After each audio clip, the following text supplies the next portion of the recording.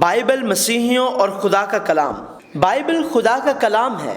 در حقیقت یہ بائبل جو خدا کا کلام ہے اور خدا کے کلام کے طور پر اب ہمارے پاس ہے، خدا نے یہ بائبل سب سے بڑی نعمت کے طور پر تمام مسیحیوں اور اپنے بچوں کو دی ہے۔ بائبل میں تاریخ، اخلاقیات، فلسفہ، طب اور سائنس تمام علم موجود ہے، لیکن بائبل محض ان علوم کے لیے نہیں لکھی گئی۔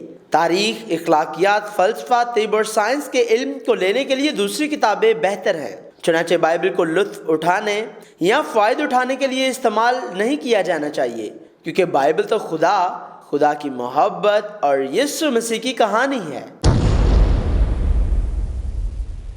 جیسا کہ اس کا کلام بائبل کے ذریعہ نازل ہوا، تو پھر خدا کے لوگوں کے لیے خدا کی خواہش کیا ہے؟ پہلا، خدا کو جاننا۔ بائبل بتاتی ہے، آؤ ہم دریافت کریں اور خداوند کے عرفان میں ترقی کریں۔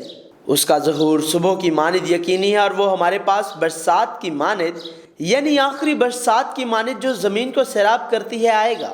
بائبل بتاتی ہے، کیونکہ میں قربانی نہیں بلکہ رحم پسند کرتا ہوں اور خدا شناسی کو سوختنی قربانیوں سے زیادہ چاہتا ہوں۔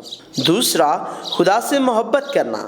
بائبل بتاتی ہے، سن اے اسرائیل، خداوند ہمارا خدا ایک ہی خداوند ہے، تو اپنے سارے دل اور اپنی ساری جان اور اپنی ساری طاقت سے خداوند اپنے خدا سے محبت رکھ۔ تیسرا، خدا سے ڈرنا۔ بائبل بتاتی ہے، اب سب کچھ سنایا گیا ہے، حاصل کلام یہ ہے، خدا سے ڈر اور اس کے حکموں کو مان، کہ انسان کا فرض کلی یہی ہے، کیونکہ خدا ہر ایک فعل کو ہر ایک پوشیدہ چیز کے ساتھ، خواہ بھلی ہو خواہ بری، عدالت میں لائے گا۔ چوتھا، خدا کی فرمانبرداری کرنا۔ بائبل بتاتی ہے، سیموئیل نے کہا، کیا خداوند سوختنی قربانیوں اور ذبیحوں سے اتنا ہی خوش ہوتا ہے جتنا اس بات سے کہ خداوند کا حکم مانا جائے؟ دیکھ، فرمانبرداری قربانی سے اور بات ماننا مینڈوں کی چربی سے بہتر ہے، کیونکہ بغاوت اور جادوگری برابر ہیں، اور سرکشی ایسی ہے جیسی مورتوں اور بتوں کی پرستش۔ چونکہ تو نے خداوند کو رد کیا ہے، اس لیے اس نے تجھے بھی رد کیا کہ بادشاہ نہ رہے۔ پانچواں، پاک زندگی گزارنا۔ بائبل بیان کرتی ہے، پھر خداوند نے موسیٰ سے کہا، بنی اسرائیل کی ساری جماعت سے کہہ کہ تم پاک رہو، کیونکہ میں جو خداوند تمہارا خدا ہوں پاک ہوں۔ چھٹا، خدا کو یاد کرنا۔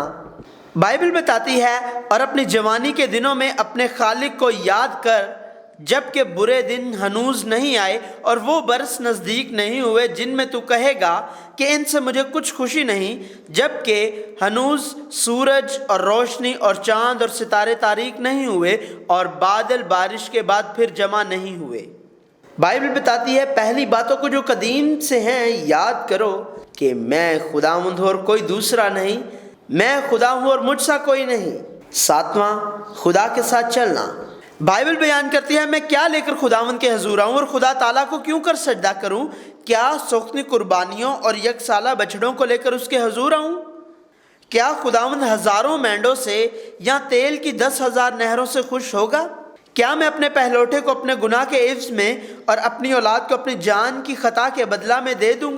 اے انسان، اس نے تجھ پر نیکی ظاہر کر دی ہے، خداوند تجھ سے اس کے سوا اور کیا چاہتا ہے کہ تو انصاف کرے اور رحم دلی کو عزیز رکھے اور اپنے خدا کے حضور فروتنی سے چلے۔ آٹھواں، شکستہ دل ہونا۔ بائبل بیان کرتی ہے، شکستہ روح خدا کی قربانی ہے، اے خدا تو شکستہ اور خستہ دل کو حقیر نہ جانے گا۔ نواں، توبہ کرنا اور خدا کی طرف رجوع لانا۔ بائبل بتاتی ہے، لیکن خداوند فرماتا ہے، اب بھی پورے دل سے اور روزہ رکھ کر اور گریہ و زاری و ماتم کرتے ہوئے میری طرف رجوع لاؤ، اور اپنے کپڑوں کو نہیں بلکہ دلوں کو چاک کر کے خداوند اپنے خدا کی طرف متوجہ ہو، کیونکہ وہ رحیم و مہربان، قہر کرنے میں دھیما اور شفقت میں غنی ہے، اور عذاب نازل کرنے سے باز رہتا ہے۔ اور جب ہم اپنی زندگی میں اس طرح سے خدا کے کلام پر قائم ہوتے اور اس کے ساتھ جدوجہد کرتے ہیں، تو پھر خدا کا کلام ہماری زندگی اور دل میں کام کر رہا ہے۔ پہلا، یہ گناہ پر غالب آنے میں ہماری مدد کرتا ہے۔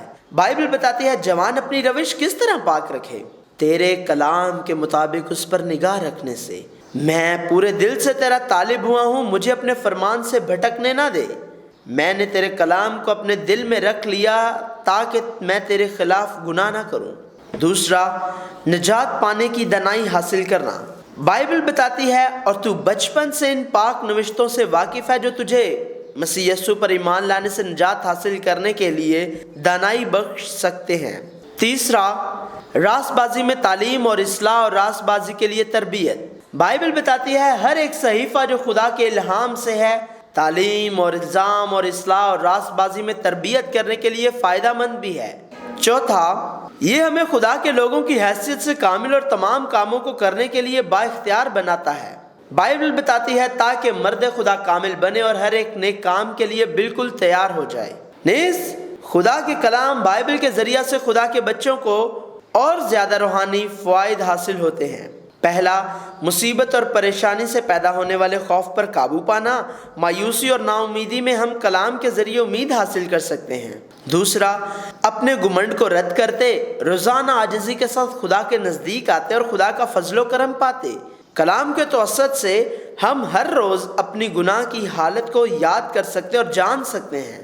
تیسرا، سستی سے آزاد ہونا اور خدا کے ساتھ مستقل رابطے میں رہنا۔ کلام کے توسط سے ہم اپنی طرز زندگی سے اکتاتے اور روزمرہ کے معمولات کو ترک کر سکتے ہیں اور ایک وفادار خادم کی حیثیت سے اپنی پہلی محبت کو برقرار رکھ سکتے ہیں۔ لیکن کیوں مسیحی اس زندگی کے کلام پر قائم نہیں رہیں گے؟ پہلا، ہم جانتے ہیں کہ بائبل خدا کا کلام ہے لیکن اس پر یقین نہیں کرتے۔ وہ یہ نہیں مانتے کہ بائبل خدا کا کلام ہے اور اسے محض ایک مسیحی کتاب سمجھتے ہیں۔ اس کا مطلب یہ نہیں کہ وہ خدا اور یسوع مسیح پر یقین نہیں رکھتے۔ اگر مسیحی واقعی یہ مانتے ہیں کہ بائبل خدا کا کلام ہے تو وہ یقیناً اسے زندگی سمجھیں گے۔ دوسرا، ہم جانتے ہیں کہ یسوع مسیح کلام کا مرکزی کردار ہے لیکن اس سے پیار نہیں کرتے۔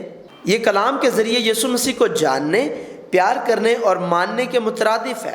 اگر کوئی مسیحی واقعی ایمان سے یسوع مسیح کو نجات دہندہ کے طور پر قبول کرتا اور یسوع مسیح کو اپنے سارے دل اور ساری طاقت اور ساری جان سے پیار کرتا ہے تو وہ کلام کو زندگی کے طور پر تھامے رکھے گا۔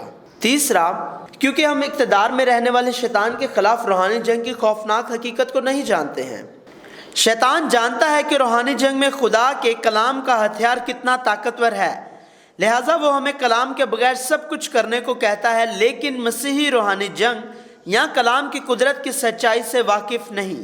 چوتھا، کیونکہ ہمارا خیال ہے کہ ہم خدا کی محبت اور فضل، یسوع مسیح اور یسوع مسیح کے صلیب کو جانتے ہیں، حتیٰ کہ اگر ہم اپنی زندگی کا ہر ایک لمحہ بندگی میں صرف کر دیں تو بھی ہم خدا اور یسوع مسیح کی محبت اور فضل کو نہیں جان سکتے ہیں۔ ہمیں خدا کے کلام کے ذریعے لگاتار خدا اور یسوع کی محبت اور فضل کو جاننا، اس پر بھروسہ رکھنا اور اس سے محبت کرنا ہے۔ پانچواں، ہمارا خیال ہے کہ بائبل بہت مشکل ہے۔ اگر ہم اپنے دماغ کے نقطہ نظر سے دیکھیں تو بائبل دنیا کی سب سے مشکل ترین کتاب ہے، لیکن اگر ہم فضل اور ایمان کی نگاہ سے دیکھیں تو بائبل ہی دنیا کی سب سے آسان ترین کتاب ہے۔ چھٹا، کلام کے ذریعے خدا کے ساتھ روزانہ چلنے کی بجائے ہم خدا کے لیے کچھ کرنے کی کوشش کرتے ہیں۔ جب تک ہم کلام کے ذریعے اپنے آپ کا انکار نہ کریں تو خدمت، بشارت، مشن، حمد و ثنا، دعا اور روزہ اور یہاں تک کہ عبادت گاہ ایک کام بن جاتا ہے۔